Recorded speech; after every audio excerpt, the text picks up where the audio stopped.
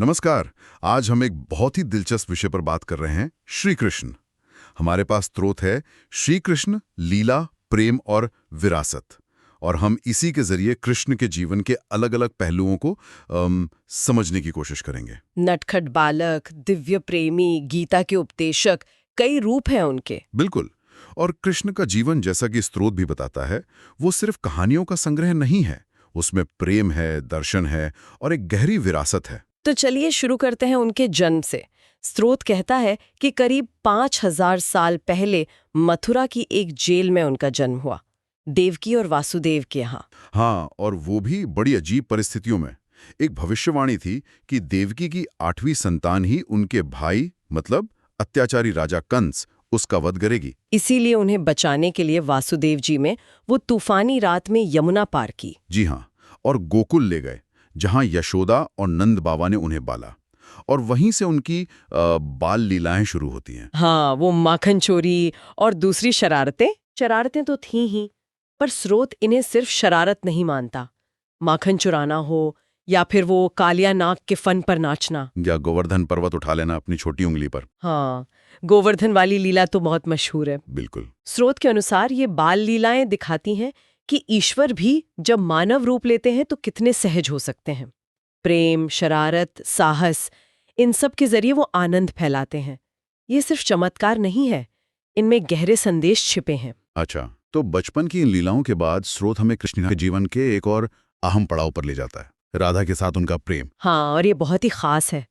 स्रोत इसे सिर्फ एक रोमांटिक प्रेम कहानी नहीं कहता, ये उससे कहीं ज्यादा गहरा आध्यात्मिक है। आध्यात्मिक मतलब? मतलब राधा का प्रेम, जैसा स्रोत बताता है, वो जीवात्मा का परमात्मा के लिए एक संपूर्ण समर्पण है, बिना किसी शर्त के, बिना किसी मांग के।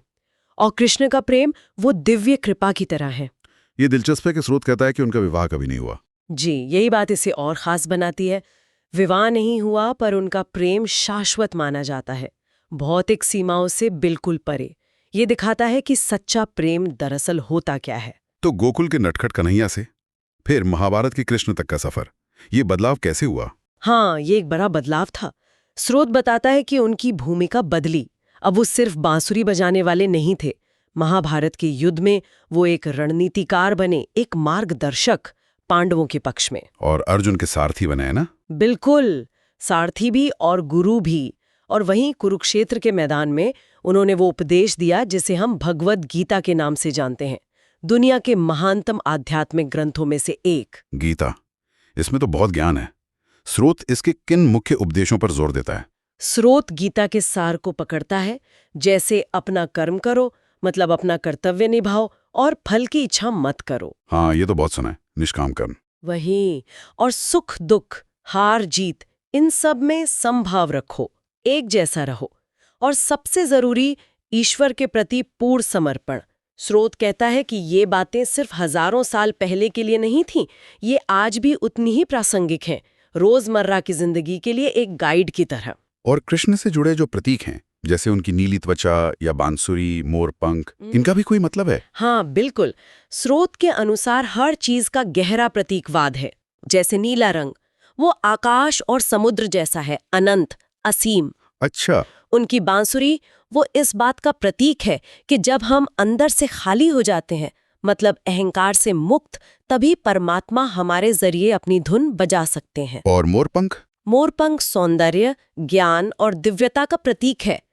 और उनकी वो रहस्यमयी मुस्कान, स्रोत कहता है कि वो भी हमें सिखाती है कि जीवन के उतार चढ़ाव में कैसे शांत और स्थिर रहा जाए। ये तो कमाल है। इतनी सारी बातें, इतने गहरे अर्थ। शायद इसलिए हजारों साल बाद भी कृष्ण मंदिरों से लेकर टीवी शो, संगीत, ध्यान, हर जगह मौजूद हैं। सही कहा। स्रोत उन्हें सिर्फ एक देवता के रूप में नहीं दिखाता जिसे पूजा जाए, बल्कि एक दोस्त, एक फिलॉसफर, एक गाइड के तौर पर पेश करता है। उनके जीवन से और खासकर गीता से हमें आज भी प्रेरणा मिलती है। तो जब भी जीवन में कोई उलझन हो या रास्ता ना दिखे, हाँ, तो गीता के वो शब्द याद आ सकते हैं, कृष्ण के शब्द। उनका जीवन हमें सिखाता है कि मुश्किलों का सामना कैसे करें और आनंद कैसे पाएं। शायद यही उनकी स्थायी प्रासंगिकता का राज है। तो हमने आज श्री कृष्ण के जीवन के कई पहलुओं को छुआ, उनका जन्म, बचपन की लीला हैं, राधा के साथ वो दिव्य प्रेम, गीता का ज्ञान और उनके प्रतीकों का अर्थ, सब कुछ स्रोत के नजरिए से। जी हाँ, और अगर स्रोत से एक बात लेकर जानी हो तो शायद वो गीता का यही संदेश है, अपना काम करो, अपना कर्तव्य निभाओ, अहंकार छोड़ो और नतीजा मुझ पर छोड़ दो। ये एक बहुत शक्तिशाली विचार है। बिल्कुल। आज की इस भागदौड़ भरी दुनिया में ये सूत्र शायद हमें कुछ शांति और दिशा दे सकता है। उम्मीद है कि इस चर्चा से श्री कृष्ण की इस बहुआयामी शख्सियत को समझने में थोड़ी और मदद मिली होगी। उनकी लीला और शिक्षाएं हमें रास्ता दिखाती रहें।